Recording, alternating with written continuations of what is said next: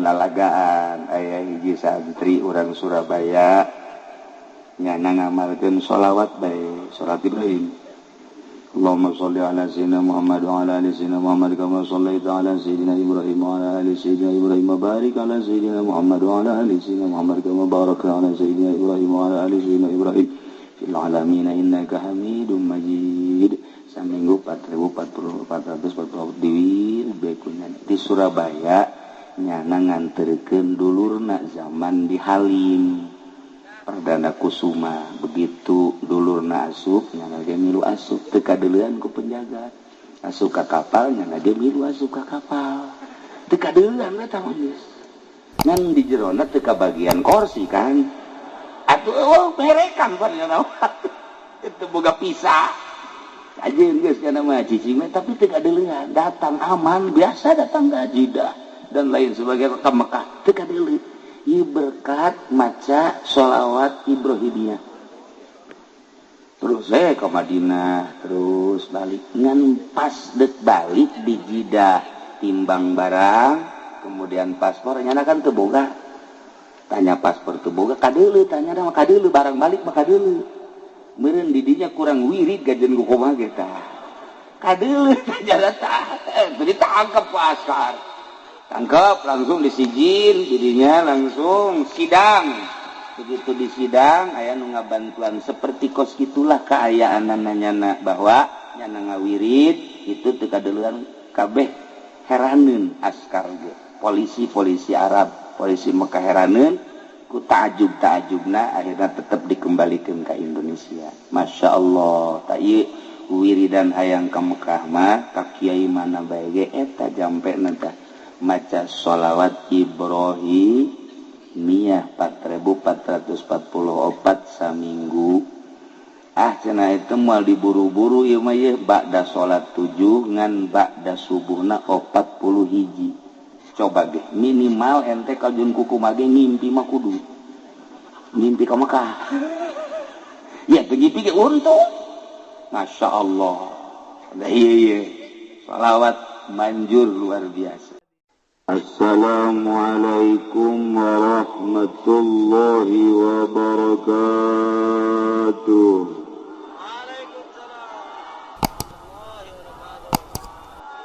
Alhamdulillah. Assalatu wassalamu ala Rasulillah wa ala alihi wa sahbihi wa mawalah amma ba'du. وقال الله تعالى في القرآن الكريم وهو أصدق القائلين أعوذ بالله من الشيطان الرجيم وذكر فإن ذكرى تنفع المؤمنين. Langkung tipayun urang sami-sami nyanggakeun puja sinareng puji ka Gusti Allah anu Maha Suci. Parantos masihan tina rupa-rupa nikmat ka urang sadayana, terutama nikmat anu kacida pisan ageungna nyaeta nikmat iman sinareng Islam. Shalawat silareng salam mugia dilimpahkeun ka junjunan alam Kangjeng Nabi urang Kangjeng Nabi Muhammad sallallahu alaihi wasallam katut ka para kaluargina oge ka para sahabat-sahabatna rauh para tabi'in asbat tabi'in. Al-mukarramun para alimil ulama, para asatid, para tokoh agama Islam, bil khusus ka kiai anu pangsepuh-sepuhna nu hadir di tengah-tengah haplah urang yakni Kiai Haji Sapri oge Kiai Haji Jueni. Mudah-mudahan ukarolot-kolot diparanjangkeun umurna nu ngarora mah ditihalakeun sakijue ini untung lu jelas mah seluruh para kiai para qori alhamdulillah katingali rempug ngariung ngaronyok di dieu di bumina almarhum Kiai Haji Jaya can di bumina Kiai Haji Nurjaya rerencangan simkuring waktu dicaringin sekaligus guru kula guru kanyana naklukeun kebo manggeus dibere jampe naklukeun kebo ciduhan bae cek nyana leungeun haju taplokkeun ka irung sorangan salah tante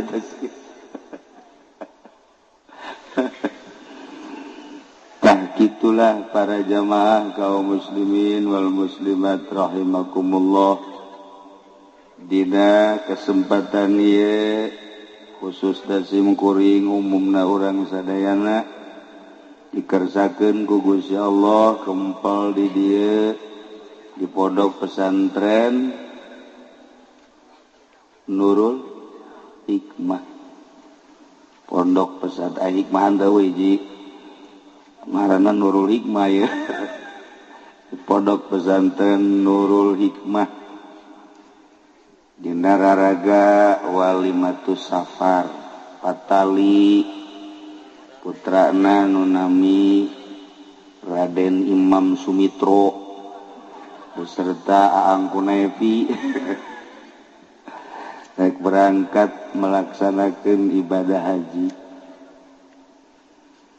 Jadi malam ieu anjeunna hayang didoakeun ku urang lantaran lamun ningali haritna di Timur Tengah serangan-serangan nutup para rugu geus puguh di Irak, Suriah, Palestina, kuari geus menuju Yaman, bahkan diperkirakan musim haji asup ke Arafah, asup ke Mina, asup ke Baitullah. Untung mun teu kabekah moal manggih riweuh, tapi kuari keur bejeunam mengkikis pager betis supaya ulah terjadi. Di urang mun carita organisasi riweuh teu puguh arah. Nu jelas NU aya Muhammadiyah aya Ikhwanul Muslimin aya Persis aya Persib aya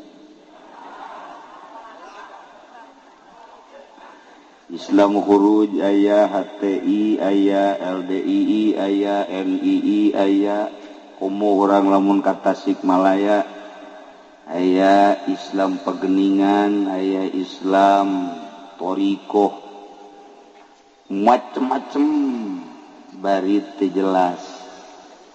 Tambah deui ku FPI di Jakarta, wah loba aju urang Cisoka mah pan babarian asal dibere duit breg dek bener dek henteu milu we pokona mah pimpinan Kiai Haji Nurjaya. Tapi anu sangat mengerikan mah kuari kabar ka urang ISIS eta Ikatan Santri Istri Satu.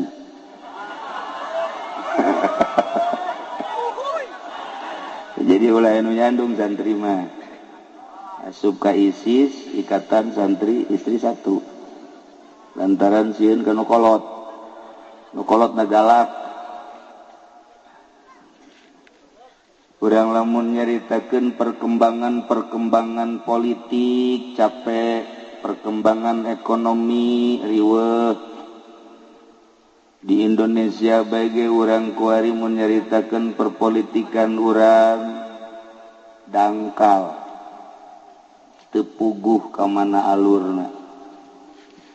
Nu mentak nu jelas mah calon wali mah santri. Harapan SMA jara di wali harapan di universitas jara di wali atuh boro-boro universitas santri hese jadi wali kan rada deres doang. Sedengkeun anu mengamati karena perkembangan agama mah hanya wali-wali Allah, para solihin anu mengikuti baju mundurna kumaha ieu si agama. Ai batur mah anu di partai, anu di organisasi anu tanggung jawab agama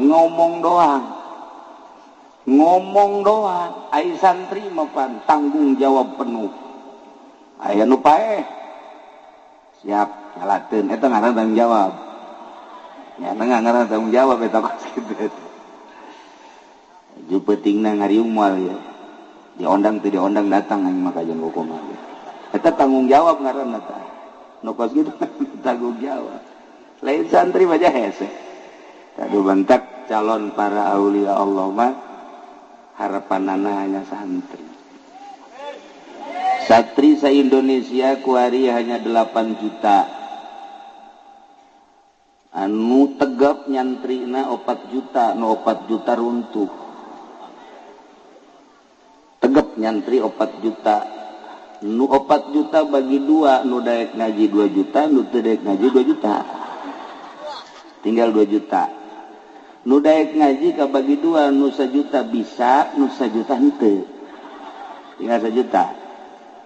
Nu bisa ngaji, nu daek ngamalkeun kana ilmuna 500, nu teu ngamalkeun 500. Nu ngamalkeun kana ilmuna anu ngangsongkeun proposal kabeh nu teu hiji. Bea kabeh. Budak terjara di wali kabeh. Gugur di tengah jalan. Sementak aya bahasa kuari mah Islam di dunia bagaikan singa tidur. Jadi keur molor di singa ieu. Ngan di hudang-hudangna teu aya hudang. Asal datang ka pae ke singa ieu. Jadi urang mun dongeng-dongeng nu kos kitu teh puyeng. Jeung moal eureun-eureun. Eueuh tanggung jawab da di Indonesia makana agama. Ente ulah katipu ku partai, ulah katipu ku organisasi. Dek memperjuangkeun nu mana bae henteu rek ngagungkeun agama. Eueuh hiji poin diasupkeun ka rancangan undang-undang anu memang di jerona dek ngalaksanakeun agama. Eueuh hiji-hiji adat teu meunang di Indonesia ngasupkeun di rancangan undang-undang tentang agama. Boro-boro agama anu dianggap pokok jilbab bae hiji datang ka saiki wede ora tuntas-tuntas ge. Mengkono di Indonesia mah bloon kabeh. Wah asana mau ge nyanding ge. Tah anu batak ulah katipu urang geus beta nu geus bangeus kahareupeun siga hade. Raramean mararamean bae ulah diasupkeun ka hate ku santri mah. Sebab asal asup ka hate wassalam. Geusan. Da ulah ieu tinggal sakieu deui di Indonesia tinggal 8 juta deui jan nu modern mah teu kasupkeun kana santri tah mah. Mandalungan teman nu kitu mah. Teman nu asli santri nu sateu tadi teh eta sakitu deui. Aduh, can kapotong ku nu bobogohan. Aduh, kapotong ku HP bae. Ya Allah. Lamun urang nyaritakeun alam mimiti alam teh alam arwah, kemudian ke alam dunia, isuk pageto alam barzakh ke alam mahsyar ke alam akhirat. Di alam arwah Kangjeng Nabi Ibrahim dipanggil ku Gusti Allah. Cek Gusti Allah, Ibrahim gerokeun seluruh manusia seru ku anjeun supaya daratang ka Mekah ngalaksanakeun ibadah haji.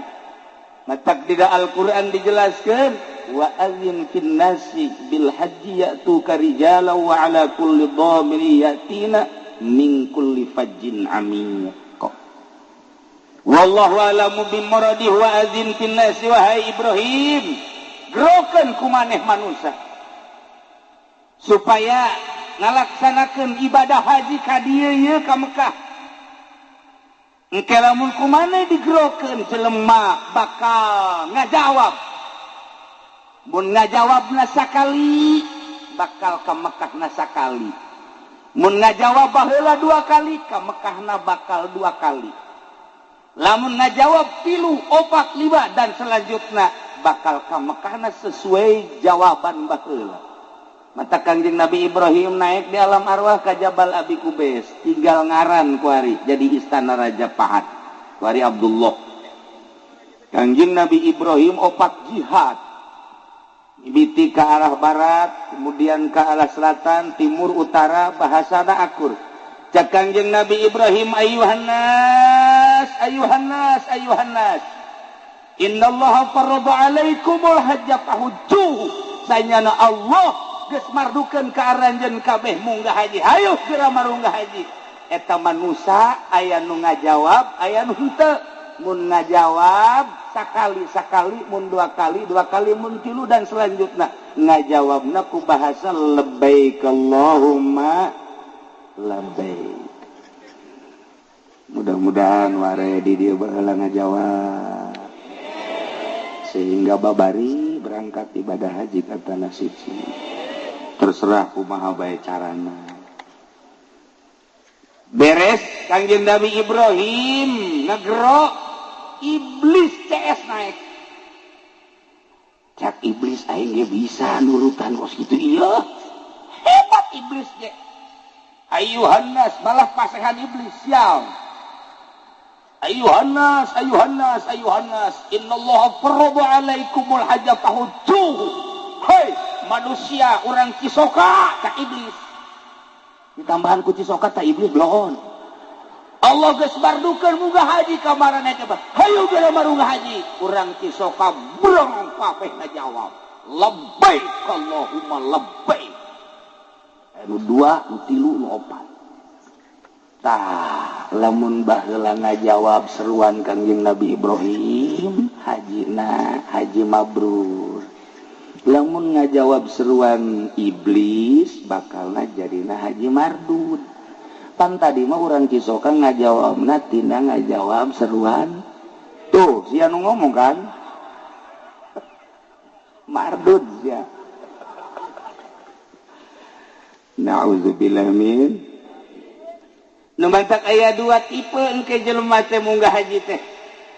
Aya anu hajina mabrur, aya anu mardud. Babari ka mangga sakitu bae. Haji mabrur ayakuna ayarji'a khairan mimma kana. Sapulang ti Mekah leuwih bagus tibatan memeh ka Mekah. Lamun jelema munggah haji balik ti Mekahna leuwih bagus tibatan memeh ka Mekah, gas tunjuk rame-rame mabrur. Anu mabrur teh geus teu asing deui. Al hajjul mabrur laisa lahu jazaun illa jannah, surga. Lamun balik ti Mekahna leuwih gore minimal angger bekos kitu, berarti hajina mardud. Memeh munggah haji tilok make kopiah, tas munggah haji ge teu make kopiah. Memeh munggah haji teh osok kabobonceng si mbak, balik teh boh tambah jeung si embok. Silaka ieu mah ieu, tah ieu mardud ieu. Da kula beundeuk nanya bae ka urang Cisoka, di Cisoka di dieu kira-kira cak pandangan mata urang, loba anu mabrur tah loba anu mardud? Sakali deui nu mabrur apa mardud? Coba contohan saurang mana? tunjuk seorang di dia mardud. Nauzubillah min zaliklah cedak kiai mah daripada mardud memal ke Mekah jiblo can pugu karu geusieun mardud dek mardud urusan Allah nu penting mah naik kapal Garuda di jero kapal teh aya dugelis sakitu bae hese bae neangan dugelis cara dicisoka eueuh irung marancung di luhur kapal mah kulitna lelemu sarareungit deui di Cisoka mah ngaranna ge deukeut ka Solear tuh lain deui itu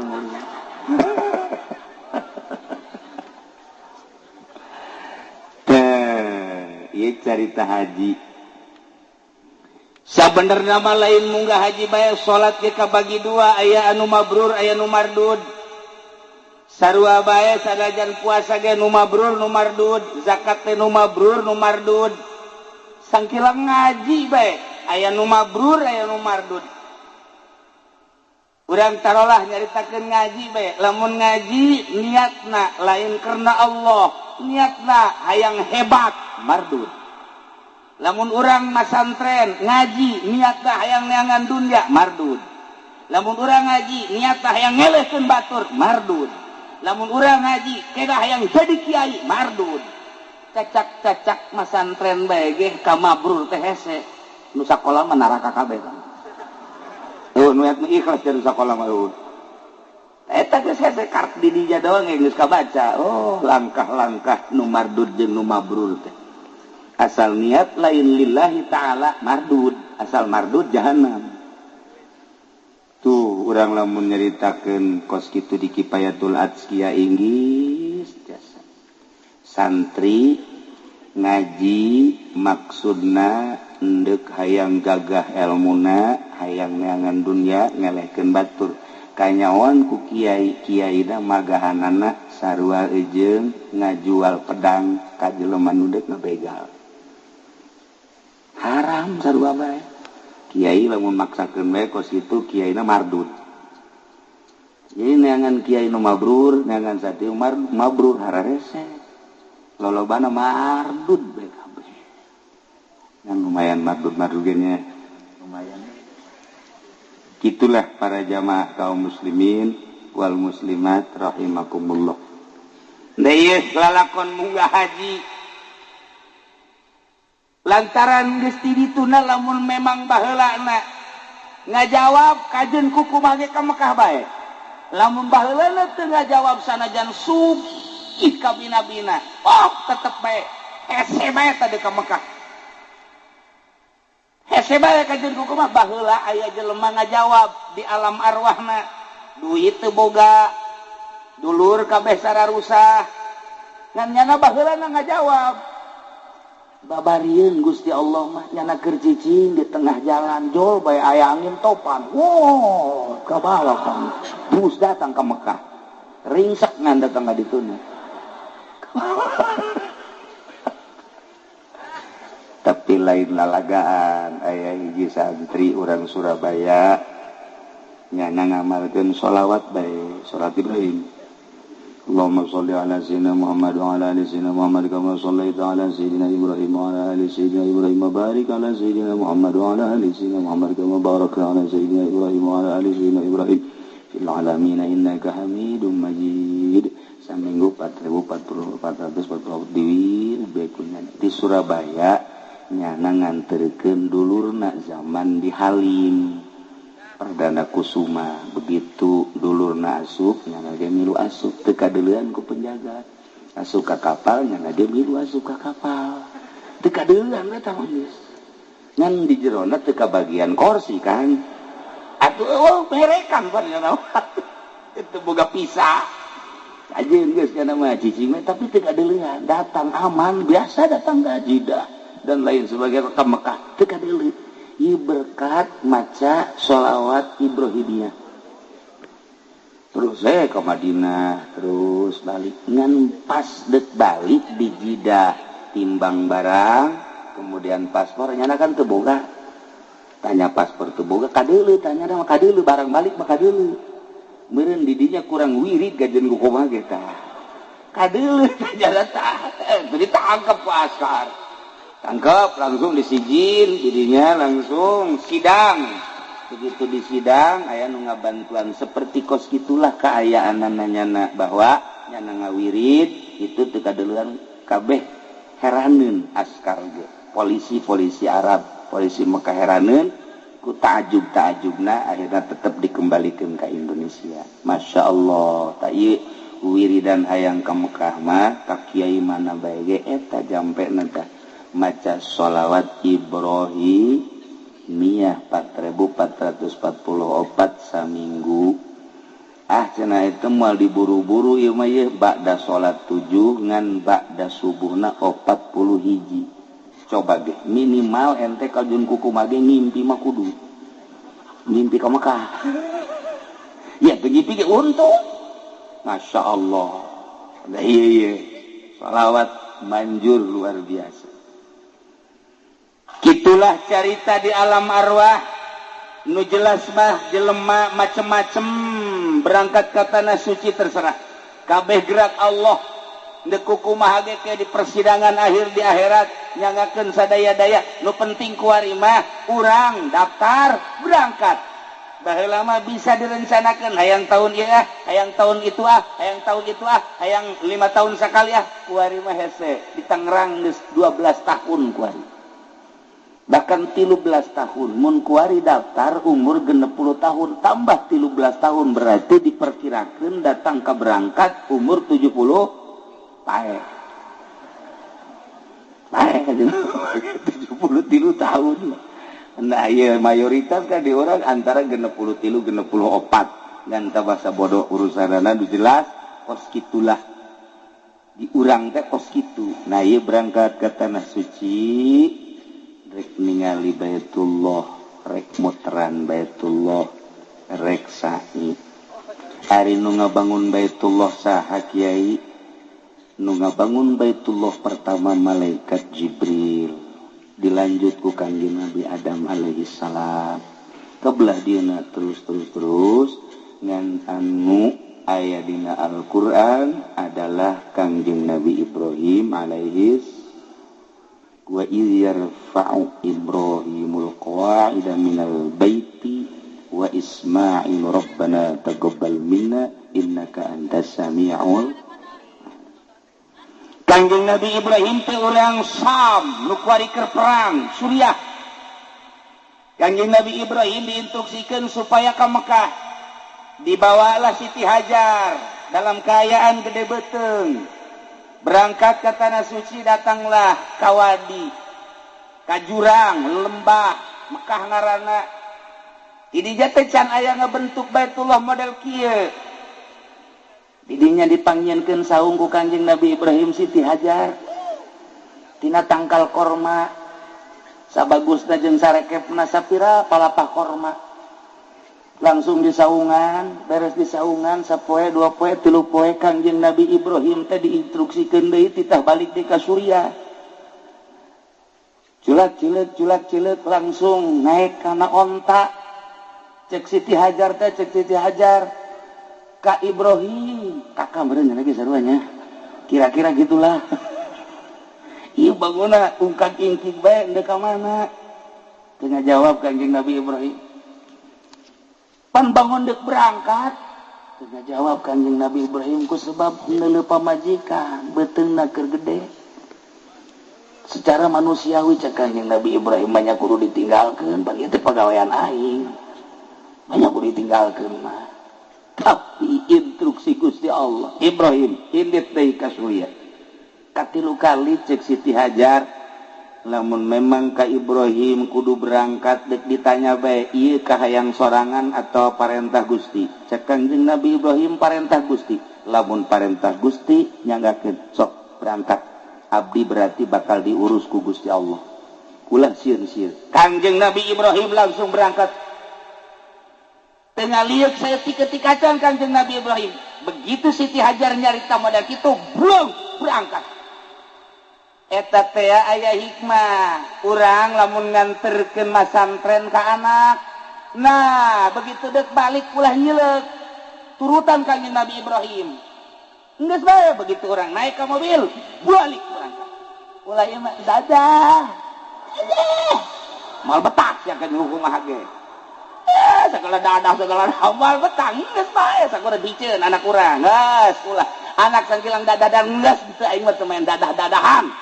Turutan Kangjeng Nabi Ibrahim betah ge. Tapi lamun leudeuy geus datang ka imah bapana ge bae inget bae ka anak cenah teh. Aju anak lagi gundang gede inget bae ka abah.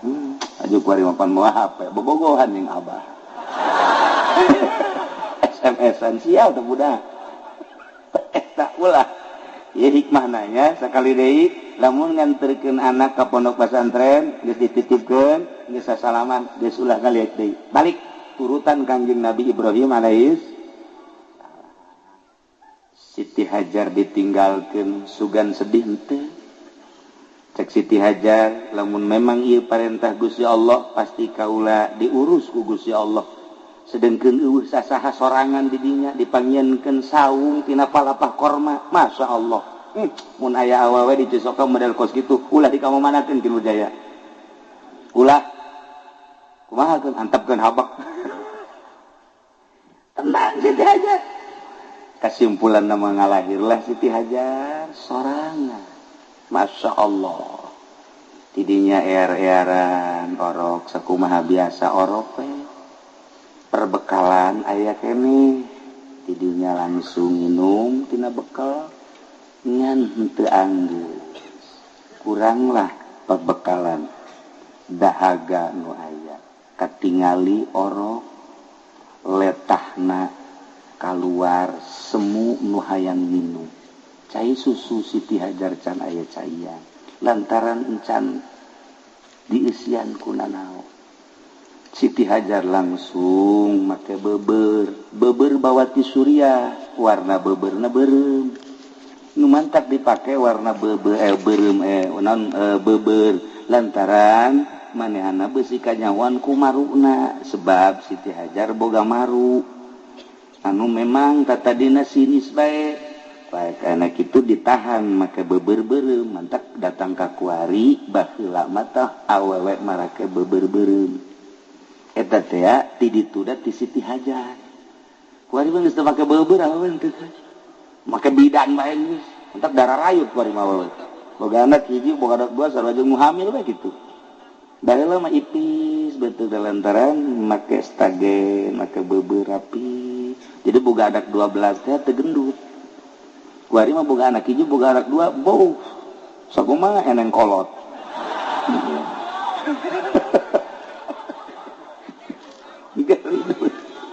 Bebe, aju aya hikmahan. Lamun aya jelema sakolot baheula ieu mah mun aya jelema masuk ka guguran 2 bulan kaguguran 3 bulan kaguguran. Ulah hese-hese sakolot urang baheula teangan beber awewe sok talikeun ka dieu. Ditalikeun ka dieu.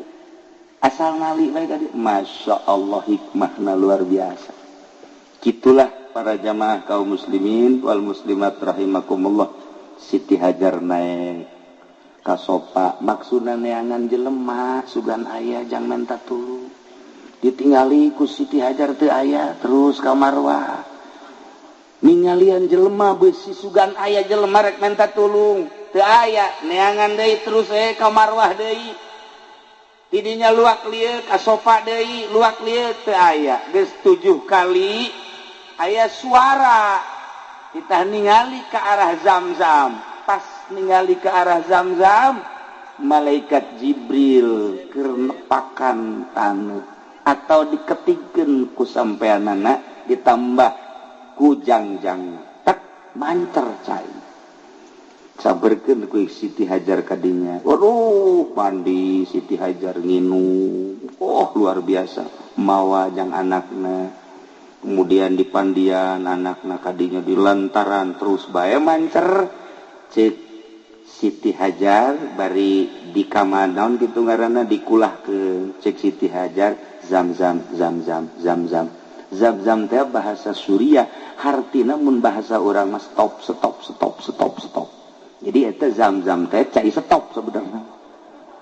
stop gip punya orang mah ulah terus baik jadi we ngaran zam-zam jadi mendingaran kurang mah cai eureun sebenarnya eta mah eta stop zam-zam duh gede gitulah cerita zam-zam masyaallah kitu cerita Siti Hajar teh 7 balik di sofa ka marwah ti marwah ka sofa ti sofa ka marwah ti marwah ka sofa jadilah kuari syariat mimiti urang toab sanggeus toab kemudian sa'i 7 balik didinya cukur beres geus sakitu haji eta umroh tinggal aya wukufna bae ka padang Arafah babari doa Kangjeng Nabi Ibrahim istimewa Kangjeng Nabi Ibrahim teh ngadoa ka Gusti Allah di samping Rabbana taqabbal minna innaka antas samiul alim wa tub alaina innaka antat tawwabur rahim.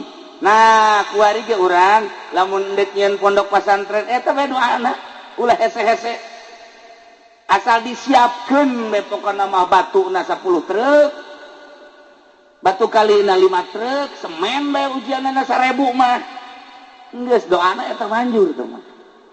Tapi lamun can aya semen can aya keusik can aya ulah wani-wani ngadoa eta tah mal manjur Rabbana taqabbal minna innaka antas samiul alim wa tub alaina innaka antat tawwabur kukula deuk dibere sakaligus beusi deuk ngabangun pondok ngabangun majelis ngabangun masjid doana mah tetep eta tabaruk ka Kangjeng Nabi Ibrahim wa idh yarfa'u Ibrahimul qa'ida minal bait wa Ismail rabbana taqabbal minna innaka antas samiul alim wa tub alaina innaka antat tawwabur rahim. Para santri para ustad beusi deuk ngabangun kukula diijazahan eta lah ketika letakan batu pertama kabelah dituna maca wadduha wal laili idza sajama wadda'aka rabbuka wa ma dan sampai selesai sabaraha kiai macana asal isuk-isuk kurang ngider di lokasi maca wadduha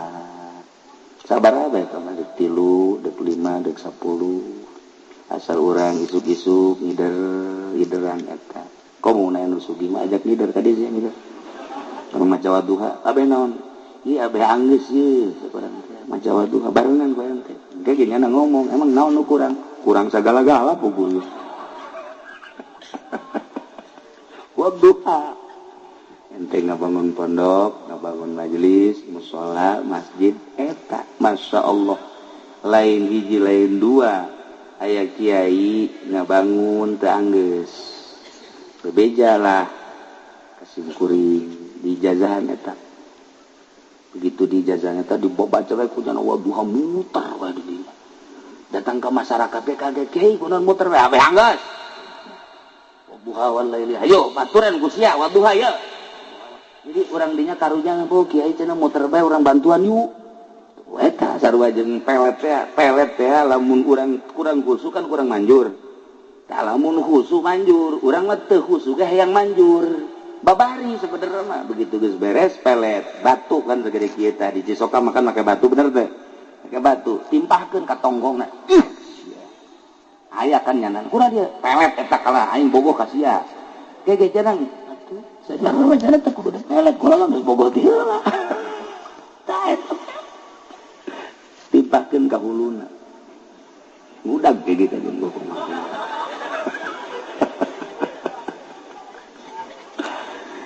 tahilah lalakon tentang Baitullah dibangun ku Kangjeng Nabi Ibrahim setelah Kangjeng Nabi Ismail gede gancang carita nabe kan gede tah Kangjeng Nabi Ismail teh dilongok ku Kangjeng Nabi Ibrahim panjang dongengna ieu mah singkat da dongeng bae gede akhirna Kangjeng Nabi Ibrahim minta dibantuan ka Kangjeng Nabi Ismail dek ngabangun Baitullah Kangjeng Nabi Ibrahim jadi tukang basna Kangjeng Nabi Ismail kenekna langsung nu nyodor-nyodorkeun batuna Kangjeng Nabi Ismail nu jadi basna Kangjeng Nabi Ibrahim begitu dibangun terus ngaluhuran teu kasodorkeun maka Kangjeng Nabi Ibrahim nyieun taraje jang naik bentukna batu dikadinyakeun batuna ditumpakan ditincak ku Kanjeng Nabi Ibrahim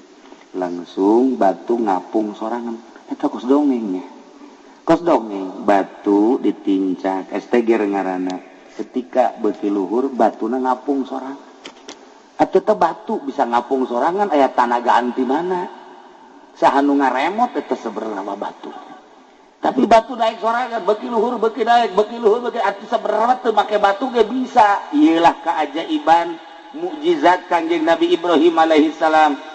Nah, kuari ayat ditinggalna ngaranna makom Ibrahim lain kuburan makom Ibrahim teh esteger.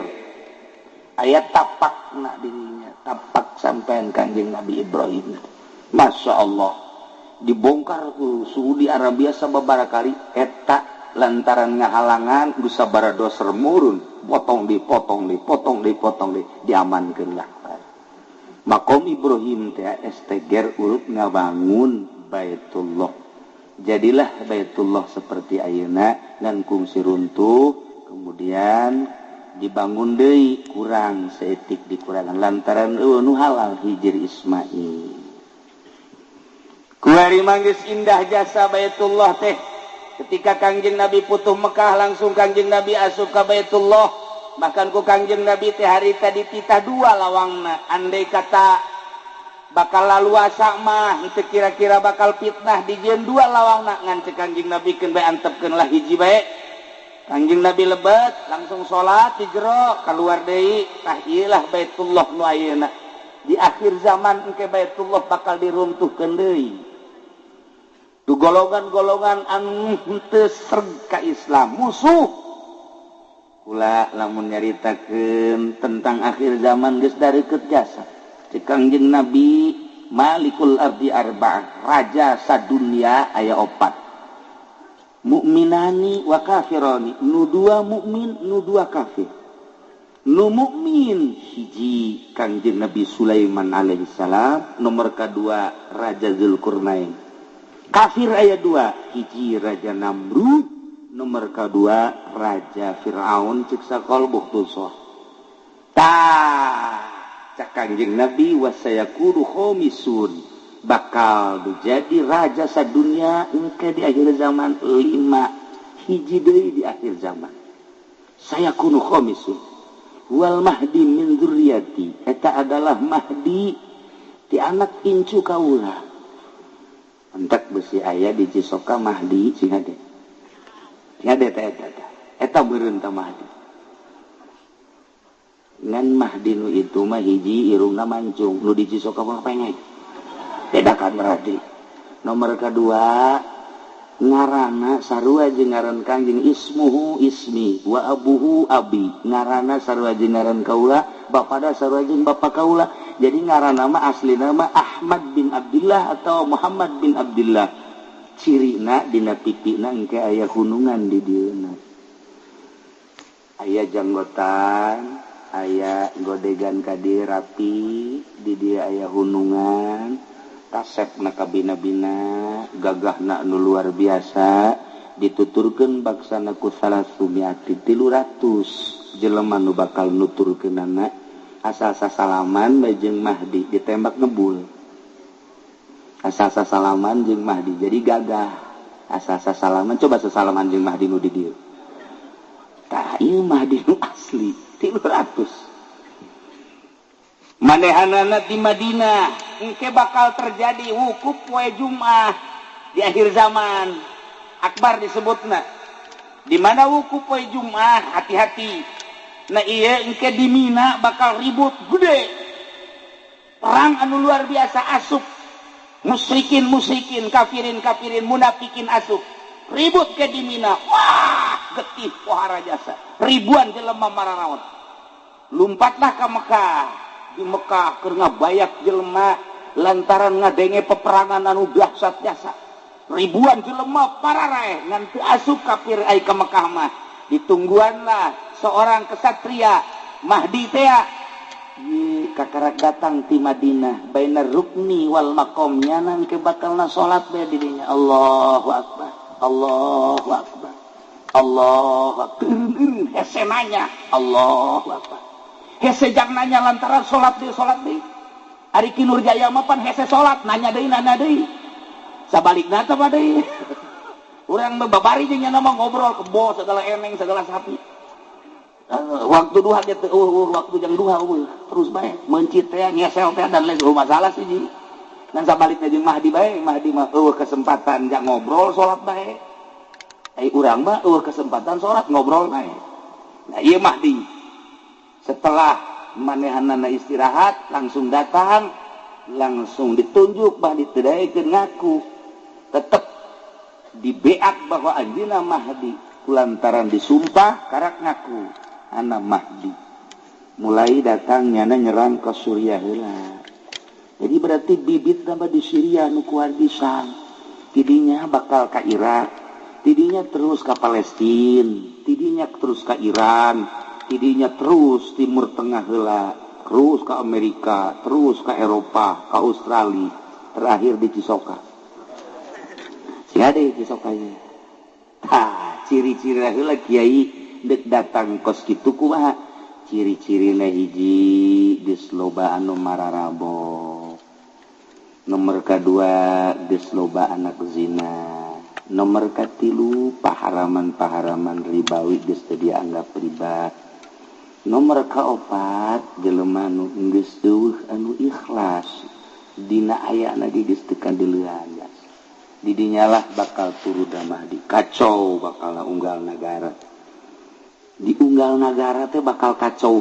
di urang ge di urang bibit kacau na geus aya lantaran organisasi jeung organisasi geus teu ngahiji partai jeung partai lain deuk ngagungkeun bangsa jeung negara kabeh boga kepentingan urang lamun nyaritakeun kajerona inggis sabenerna timbullah kuari aya ISIS ngaku Mahdi encan sebab teu ngaku Mahdi mah dibeat dipaksa kakarak ngaku tapi kuari pan urang sieun inggis lantaran ieu teh lain lalagaan kapan seseorang anu tadina di Al-Qaeda anu hebat jasa ditembak ngebol dibawa ku Amerika dididiklah ku Amerika setelah dididik menang ti Irak dikaluarkeun dianggap bakal manehana ngabantu ke Amerika nge surat Amerika teh ternyata istimewa jasa nu teu daek beat kanyana tembak sadis nah lain lalagaan ieu sadis teh kalian tembak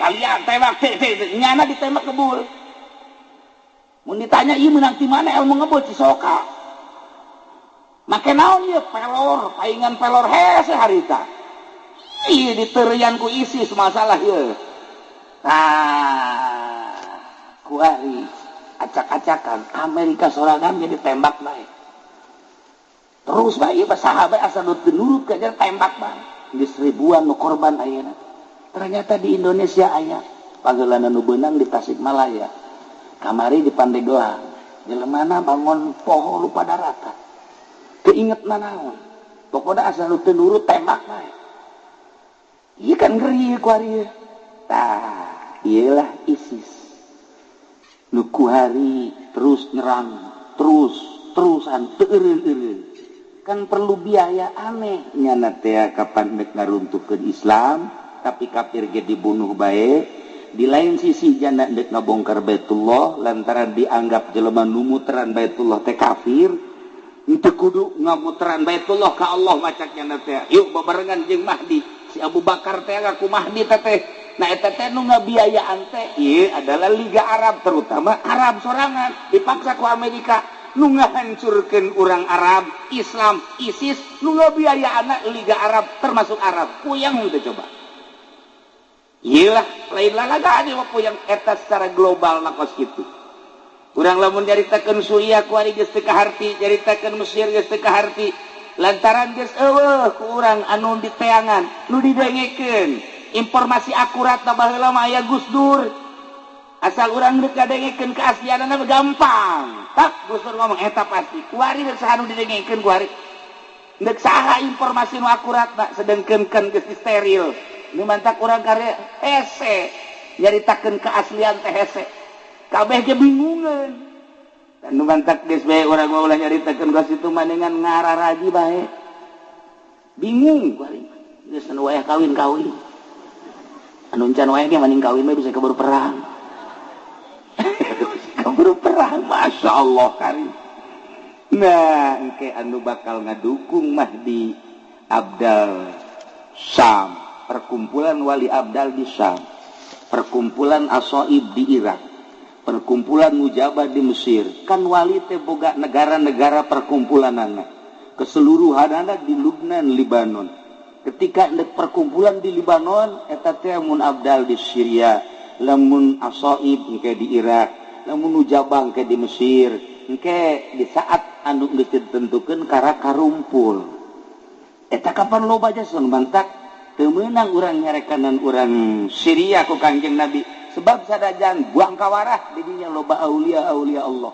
Itu kene Irak sangkiang ge brutal ulah dicarekan ke Kangjeng Nabi sebab di dinya lah perkumpulan para aulia Allah anu bakal ngajungjung tinggi agama Allah teh urang-urang eta. Nah ieu keur carita di akhir zaman geus darareukeut nya sararasaan teh masyaallah. Mun guru urang kamari nyaritakeun Mahdi asa jauh keneh, lamun guru urang belah ditu nyaritakeun Mahdi asa lila keneh, tapi kuari bae mun nyaritakeun Mahdi asa endek bae. Benderana bakalna akur bae. Bendera Mahdi bakalna ayat tilu warnana warnana hideung, merekna la ilaha illallah Muhammadur Rasulullah. Berem hideung jeung putih. Memehna bakal aya bendera 7 bendera Kangjeng Nabi hideung sarua jeung bendera Mahdi. Bakal benderana hideung jeung putih la ilaha illallah Muhammadur Rasulullah. Benderana akur bae. Urang bae keliru ieu mana nu bener mana nu salah. Dibuat seperti eta lah. Nu mantag sahabat naros ka Kangjeng. Engke kumaha eta seperti kos kitu. Bendera-bendera teh urang tingali bae nu aya di Mekah eta Mahdi nu asli, nu lain di Mekah eta mah lain Mahdi nu asli. Tapi bendera napan ka urang ge bendera kos karitu ambala aya ieu. Malah di dieu ge di Nurul Hikmah bendera nah hideung lieu ngadeulana. Singa ada isi sebuah hiasan ieu.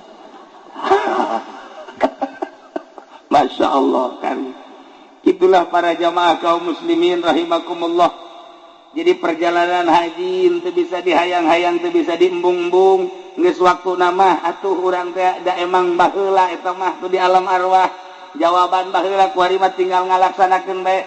Kokoseran urang sakumaha kokoseran hayang-hayanganna ai eueuh jawaban jeung teu ngajawab baheula tuh hese bae.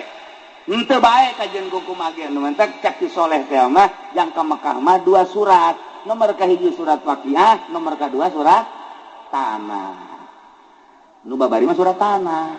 Tereh ke Mekah-Mekahna kajeun kumaha.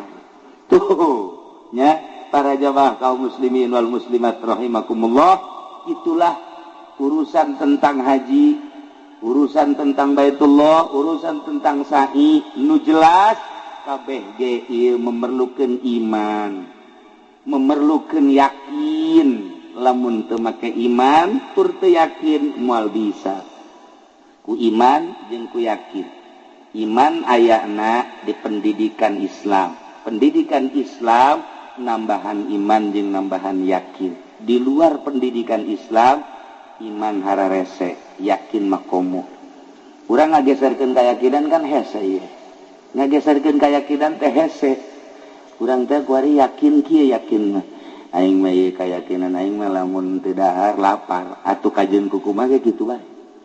Sebab keyakinanna urang mah kana dahar bae. Lamun keyakinanna kana dahar, sanajan isuk-isuk ka dahar uduk 2 piring ke jam 10 ditanya geus dahar encan. Ai tadi kamu uduk lain dahar. Sebab can yakin dahar, sebab yakinna dahar. Ta ieu kehese jase gageserkeun keyakinan ibadah jadi santri teh ya. Mimiti ngaji amil, aju ngaji jurumiyah, ngaji alfiah, terus ngaji johar maknun mantek, cuman dan lain sebagainya gampang dong. Kabelah dia ngaji usul fikih ya warokot, usul naon gitu gaya tulis jamul jeung enteng dong kos itu. Lah babari sama nu hese ge, nu hese ieu gageserkeun keyakinan. Eta mah sakadar ilmu yakin, tina ilmu yakin supaya datang ka ainul yakin. Ti ainul yakin supaya datang ke hakul yakin.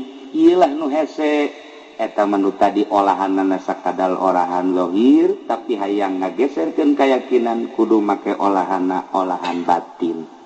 Nah ngolah batin iyalah nu hese nu dedeleanana lain make dedelean nu ieu tapi make dedelean nu ieu dedengiana lain make dedengian nu ieu tapi dedengian ieu aambeanana lain aambean nu ieu tapi aambean nu ieu mun geus bisa ngageser dedelean dedengian jeung aambean lain nu ieu tapi nu ieu kakara jelema eta lah nu patut dituturkeun ku urang. Ieu kuari kamari kula kadatangan kiai ti Banten aya 10-an meureun ka imah ngobrol lah carita tentang Banten istimewa Banten mah tuh lantaran ku kula didongengkeun nyana dongeng kula dongeng lamun urang nyaritakeun tentang keistimewaan Maulana Hasanuddin eta mah moal aya deui datang ka Iih Rahaje. Emang kunaon cenah kiai kieu di antarana keistimewaan Maulana Hasanuddin teh begitu datang ke Banten Maulana Hasanuddin mah ngisingna di Banten sabulan sakali. Pamajikanana ngisingna saminggu sakali. Coba pamajikan ti Nurjaya. Atau pajikan urang lah ulahnya bae. Itu cerita batin. Urang sok jarah bae teh jaho dongengna. Masya Allah muringkak bulu urang ngadenge kitu mah. Maulana Hasanuddin mah sabulan sakali ngisingna pamajikanana saminggu sakali digenggerekeun ku Maulana Hasanuddin. Ngising malulus ya mah teu hirup teh iraha ibadahna saminggu sakali masih digenggerekeun. Pamajikan urang mah subuh ngising, jam 7 ngising deui. Mata sarapan jam 9 deui. Engke tas dohor bodol. Atuh bae aku ngising bae iraha maca Qur'ana. Apa majikan Maulana Hasanuddin saminggu disinserikeun ku Maulana Hasanuddin. Iraha ibadahna teh mangising bae. Tidinya lain marah. Ningkatkeun ibadah pamajikan teh langsung dikurangan dahar, dikurangan minum. Alhamdulillah jadi sabulan sakali. Ngadenge pamajikanana ngising sabulan sakali, Maulana Hasanuddin 6 bulan sakali. Turutan ku sia. Eta urang mah mun ngadenge kos kitu apa iya apa memang kos kitu. Mantak bisa hihiberan ge, nu mantak teu eureun-eureun di zarahan ge. Kukula dodongan kos kitu tanyana malalongo bae. Aya sejarahna. Nu mantak buku keaslian kewalian Maulana Hasanuddin teu sambarangan ge. Lantaran naon ieu tah ilmuna nu hese ge. Masyaallah karim. Tah tidinya lah pamajikanana bae ge eta geus bisa sabulan sakali gisingna. Berarti kan dahar cara biasa. Dahar ya cara. Urang mah datang ka Nurjaya teu dibere ngariung teu dibere berkat bae ngancam. Awas ya Nurjaya ku aing. Mondang deui moal ieu. Teu diberkatan tolol teu budak. Bapak Hasanuddin mah 6 bulan sakali ngising. Ya Allah ya Rabbi. Eta urang carita ngising we kos kitu. Ngap biasa pan. Teguh, teger, Banten teh dicekel ku jelema nu model kos kitu. Masya Allah. Tak kula maksudna dongeng kos kitu teh lain naon. Sebab kieu neangan coba di Banten ku ari nu apik. Tarolah ulah apik cara Maulana Hasanuddin, ulah apik cara Syekh Maulana Yusuf, ulah apik cara guru-guru orang nu kamari. Hiji be ulah nyokot duit ti pamarentah bae sakitu tah apik urang ku ari. Eta bae heula tah teger agama kajen ku kumaha ge. Ulah ngajukeun proposal dibere ulah daek aya etik mah. Ti Nurjaya seuri, kadena aing mah gede cek nya teh. Moal anggeus-anggeus. Tah deuleu pancer urang Syekh Maulana Hasanuddin. Nu mantak manehanna nama kapan istimewa jasa. Ku 7 bae ge ku 7 ku 3 la ilaha illallah pan bisa hiber. Ku 3 la ilaha illallah dongengna. Masya Allah dibawa Syekh Maulana Hasanuddin teh Syekh Syarif Hidayatullah ke Mekah diasupkeun ka jas ka dieu asup ka dieu asup ke nongol bae huluna kos manuk dibawa ke Mekah diijazahan talqin baca ulah nafas tarik nafas beres beat langsung sok baca 3 kali ulah nafas tarik hibar 3 la ilaha illallah bisa hibar di Mekah ka Banten. Coba ente 3 bae tilu hiber geus teu kudu kumaha ka pondok masing-masing coba geus peureum bae kieu bae ngabagen bae coba batur batilu eta ieu rahasiahan lain nalagaan masyaallah kunaon eta batin geus bersih jasa ya Allah ya Rabbi urang mah kuari mah tak geus carita ulah carita eta keur carita di organisasi carita di perorangan pondok pesantren eueuh deui iwal ti opat sabenerna mah ngan salah sahijina waro nu tilu moal ka dicaritakeun ieu titipan ti Sunan Rahmat anu ngamimitian muka pondok pesantren di Jawa Timur dilanjutkan terus ka dieu mantap pondok pesantren mah titipan para aulia Allah asal ngegeser bae kana yayasan geus lain titipan para aulia Allah henteu salah nyen yayasan eta mah perkembangan henteu salah mangga teh mun eueuh cilaka eueuh sanawiyah aulia atuh kaditunang kumaha perkembangan dunia ngan lain titipan wali titipan para aulia Allah mah opat salah sahijina waro nu tilu moal ka dicaritakeun kuari mah waro kadanan cara Syekh Maulana Hasanuddin Syekh Yusuf hiji bae ulah narima duit di pamarentah geus hebat jasa ujian pangangankeun coba Ki Nurjaya di Cisokan nu henteu nyieun proposal nu mana ieu pondok pesantren jeung nu mana nu henteu narima duit di pamarentah norekat tinggal norekat tapi duit di pamarentah didaharan bae jembluk moal bisa tuh mantap baheula aya hiji manusia ngaranna Ibrahim bin Adham teh pan geus diangkat jadi kutubul aulia geus nikmat jasa ibadah penting teh geus ngeunaheun amis jasa masyaallah ngeunah pernah ngimpi dibawa ke surga pernah ngimpi manehanana babarengan jeung para mursalin para nabi geus dijelaskeun bahwa tempat anjeun ieu surgana geus senyum bae masyaallah nyana ngadoa ka Gusti abdi ieu pan geus jadi makhluk surga nu ku abdi dipenta abdi mah hayang nyaho tatangga abdi kuari saha engke di surga nu babarengan jeung abdi nu deukeut ka abdi dibere ilham Ibrahim bin Adham lamun maneh hayang nyaho babaturan maneh tuh aya di Mesir ngaranna eta tempatna di dinya teang nyana ti Baghdad langsung berangkat ke Mesir begitu datang nanyakeun ka urang lembur eta ampura kula jauh-jauh ka dieu rek nanyakeun hiji jelema ngaran si anu Masya Allah cak urang Mesir atuh kunaon jauh-jauh neangan si eta kita kunaon pemabok lah takap sama nu bener nyaah katingali anjeun mah dina tarang tukang sujud katingali dina pis tukang ibadah katingali dina kentel tukang zuhud katingali dina mata tukang cerik kol neangan jelema tukang mabok maning indit ka ditu apa ininya nya ih eta tukang mabok di dieu mah jelema eta teh raja mabok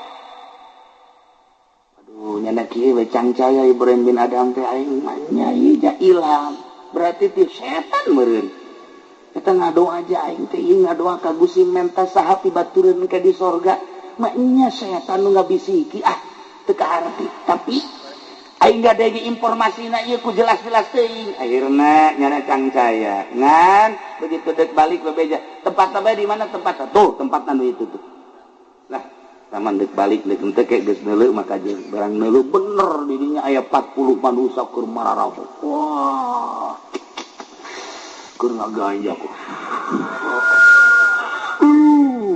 mabok nu naon ai nyana mah diuk bae kieu bae kieu begitu geus ningali nyana balik deh digerok hai Ibrahim kadieu jauh-jauh ti Baghdad hayang kapanggih babaturan di sorga geus datang kunaon indit je pan nyahoon wah cak Ibrahim aing eleh ye kunyana ye ayo ka dieu mendak ka dieu nu jadi masalah cak Ibrahim bin Adham kok nyahoon aing teh ka dieu deuk neangan ti batureun sanuna bejade ngobrol ge encan ulah sok sombong jadi ahli surga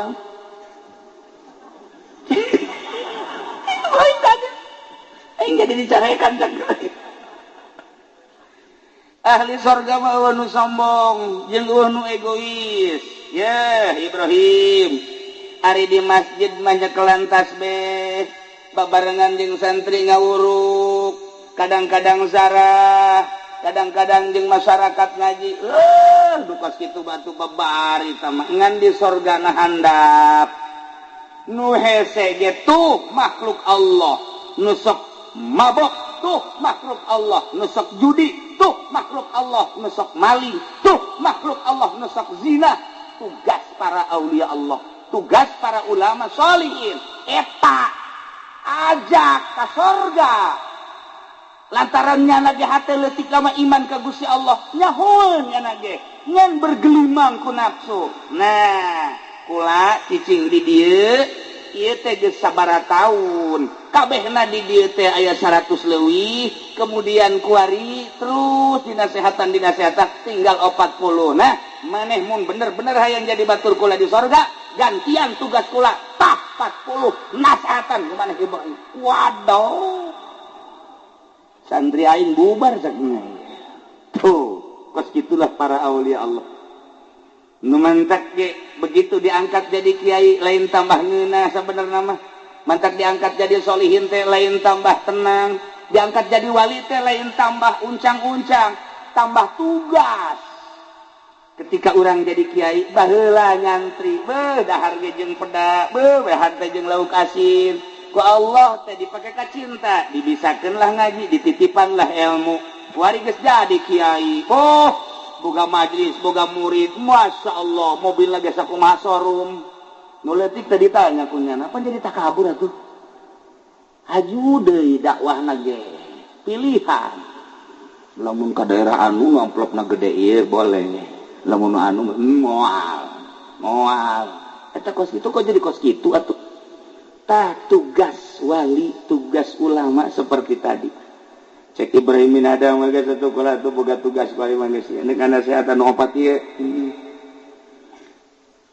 dinasehatan ku Ibrahim bin Adam nganasehatan pemabok mah lain cara santri mah dinasehatan tieu ka dieu lalaunan geuna anu mabok kudu kumaha oh carana kieu cek manehanana poe ieu nya mabokna ieu 5 sloki na isuk mah kena opat bae sia ulah 5 opat ke isukna 3 Ki Nurjaya mah bisa minum nya ge dirinya deui atuh cilaka tah mah lain nganasehatan anjlug ieu hese eta kitulah nu mantak ararane para aulia Allah mah dek naklukeun jelema tukang mabok kudu babarengan jeung nu mabok naklukeun jeung jelema anu tukang judi kudu babarengan jeung tukang judi naklukeun jelema anu sok judi ina main gaple catur dan eta kudu ancluk etalah hese tugas para aulia Allah teh samar nu mantak loba jelema nu leungit dileungitkeun ku Gusti Allah imma leungit hirup-hirup wa imma secara zahir maot padahal teu maot dipindahkeun mantak lamun Maulana Syekh Maulana Yusuf kuburanna aya 3 di dunia lamun Syekh Maghribi kuburanna aya 5 di dunia ulah aneh lamun Mbah Bolong kuburan aya 9 ulah aneh kos karitulah kula ziarah ka Yordania di dinya aya makom Nabi Musa alaihi salam zarah deui ka Baghdad aya deui makom Kangjeng Nabi Musa alaihi salam masyaallah di ditu Yusa di dieu Yusa sarua ulah aneh emang kos karitu jelema gede deket kapan Yordan Baghdad kok di dieu aya di ditu aya kos gitulah jelema-jelema galalede mah masyaallah karim nah gitulah para jamaah kaum muslimin wal muslimat rahimakumullah sakadar urang make mata nu ieu ceuli nu ieu irung nu ieu ribut nu aya teu meunang ngadenge kiai teu meunang ngadenge nu sugih teu meunang ngadenge nu gagah hasud aya tapi ketika make nu ieu tiis nu mentak lan Syekh Abdul Qadir mangeunaheun bahasana ulah pesimis ngahareupan kaula mah lantaran mun boga papanggulan teu kabawa kula siap manggul mun kira-kira henteu kabawa ku MT kula nu mangmawakeun mun kira-kira henteu nyaho jalan ka akhirat kula bakal nuduhkeun kira-kira henteu nyaho kana pimaknaeun secara hakiki kula bakal nuduhkeun ngan ulah deuleu zahir kula nu dideuleu adalah pelaksanaanna ieu urang babarengan nina matak waktu Sidina Ali begeunaheun biasa ngomongna lam a'bud robban lam arah kaula mah moal ngaibadahan pangeran nu teu kadeuleu ku kula berarti kadeuleu ku Sidina Ali mah pangeran mun nyaritakeun kadeuleu kan lain ku mata ieu ku ieu matak turun temurun ti Kanjeng Nabi ka Sidina Ali ka Sidina Husain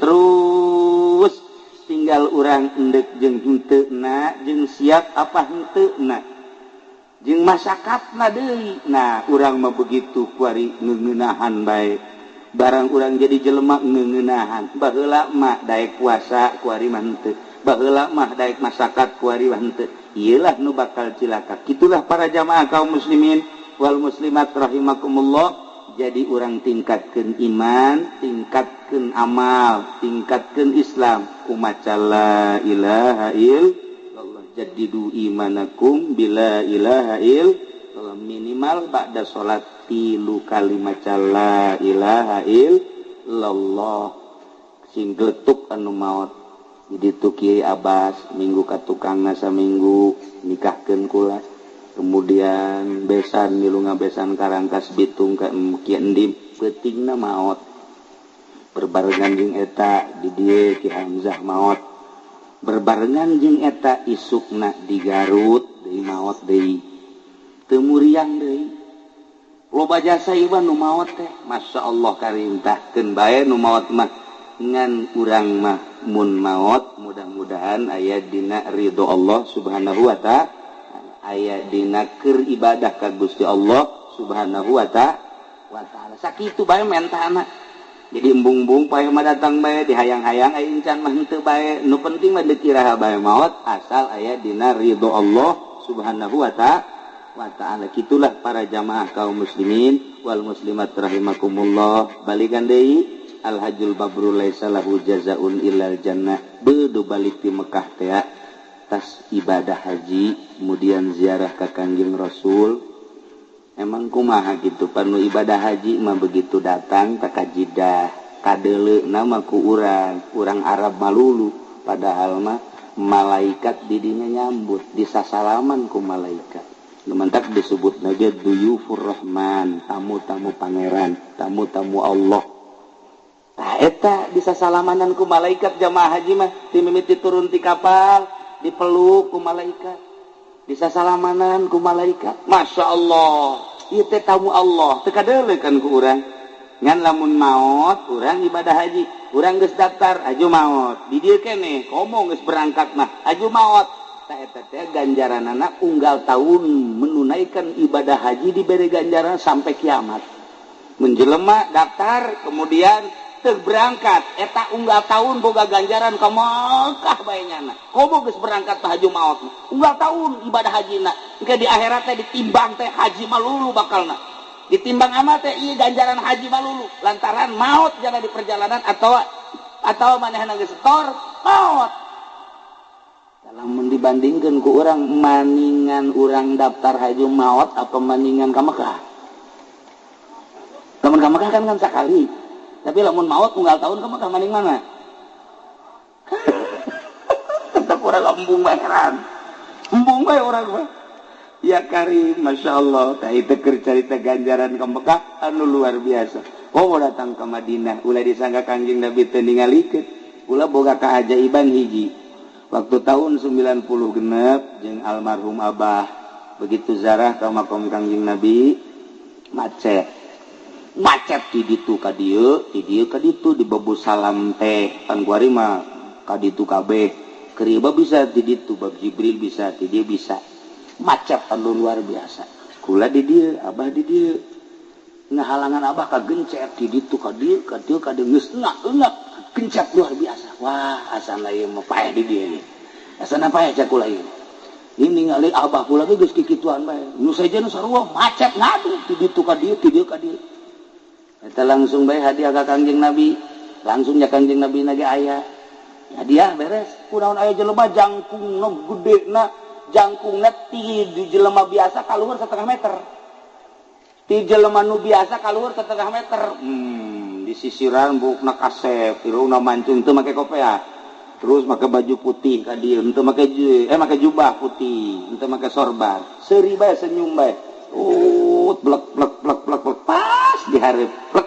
leungeunna kieu segala mun tuturkeun renggang gede renggang we nyunahkeun jasa terus ka hareup barang datang zarah ka makom Kangjeng beres zarah terus jana kikian we hayu cek jana mah terus datang ka hareup temanggi sakali eta masyaallah ketika kuari ke kadeudeuleukeun bae beungeut na katingali rambut na katingali jubah na katingali asal ka Madinah we inget eta asal ka Madinah inget eta ongkos ka Cisoka bae asal ka dieu inget ka Kebo Haji Jaya asal ka dieu inget bae eta gitulah para jamaah kaum muslimin wal muslimat rahimakumullah na ieu keur carita ibadah haji pelaksanaan tina keyakinan urang iman urang ka Gusti Allah Subhanahu wa taala nu teu ibadah haji hayang sarua jeung ibadah haji sarua sakumaha nu ku Kangjeng Nabi dicaritakeun urang salat Jumat isu keneh salat Jumat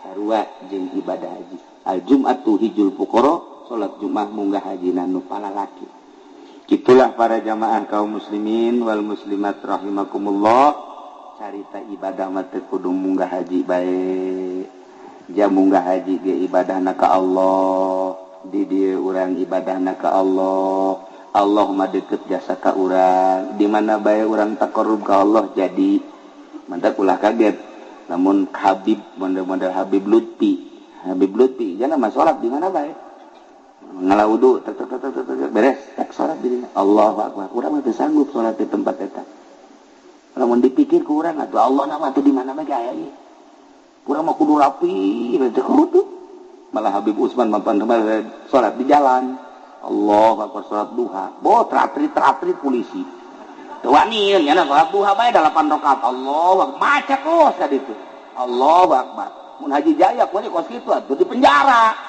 can ka badana Habib Usman mapan kos kitu Allahu akbar ya Allah ya Rabbi gitulah jelema-jelema laluhur urang nyaritakeun Habib Usman komo nyaritakeun Syekh Maulana Hasanuddin nah ieu urang nyaritakeun ngisingna genep bulan sakali berarti teu dahar-dahar kan kok dibere kuat eta ulah aneh lamun eta nyaritakeun kakuatan kuari aya jelema kiai kira-kira geus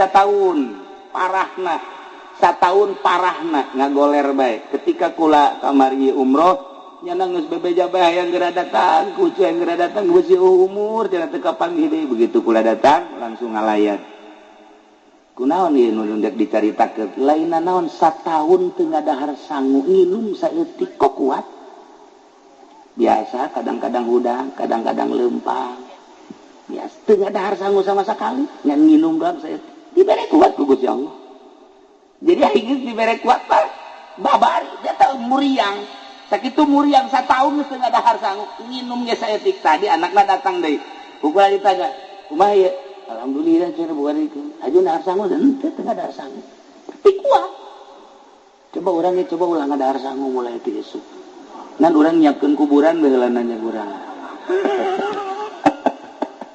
ya da ieu keur carita tentang ibadah haji tentang pembuatan Baitullah tentang sa'i tentang jelema-jelema anu laluhur horeng kabeh ge ieu adalah ku kaapikanana apik mah hate geus urang ngapikeun diri ka Gusti Allah Subhanahu wa taala ulah cabrek teuing di akhir urang doakeun mudah-mudahan putra Kiai Haji Nurjaya imamna aangna jeung sarombonganana ieu mudah-mudahan dibere jag-jag ku Gusti Allah dibere sehat ku Gusti Allah dibere giat ngalaksanakeun ibadah hajina bisa balik deui ka dieu kalawan salamet teu aya halangan naon itu keneh urang nu hadir di dieu mudah-mudahan urang kabehan bisa ningkatkeun ibadah ka Gusti Allah Subhanahu wa taala sakitu bae urang ngadoa ka Gusti Allah Allahumma shalli wa sallim ala sayyidina Muhammadin fil awwalin wal akhirin wa barik wa sallim wa radiyallahu ta'ala an sadatina ashabi sayyidina Rasulillah ajma'in amin ya Allah ya rabbal alamin Allahumma hdina siratal mustaqim Allahumma hdina siratal mustaqim Allahumma hdina siratal mustaqim صراط الذين أنعمت عليهم من النبيين والصديقين والشهداء والصالحين وحسن أولئك رفيقا ذلك الفضل من الله وكفى بالله عليما اللهم اجعله حجا مبرورا وسعيا مشكورا وذنبا مغفورا والتجارة لن تبور يا عالم ما في الصدور أخرجنا يا الله من الظلمات إلى النور أخرجنا يا الله من الظلمات إلى النور أخرجنا يا الله من الظلمات إلى النور اللهم ارزقنا يا الله علما نافعا وعملا متقبلا ورزقا حلالا طيبا وقولا حسنا وإيمانا كاملا برحمتك يا أرحم الراحمين ربنا تقبل منا إنك أنت السميع العليم وتب علينا إنك أنت التواب الرحيم وصل وسلم على جميع الأنبياء والمرسلين والحمد لله رب العالمين والله الموفق إلى أقوم الطريق والسلام عليكم ورحمة الله وبركاته.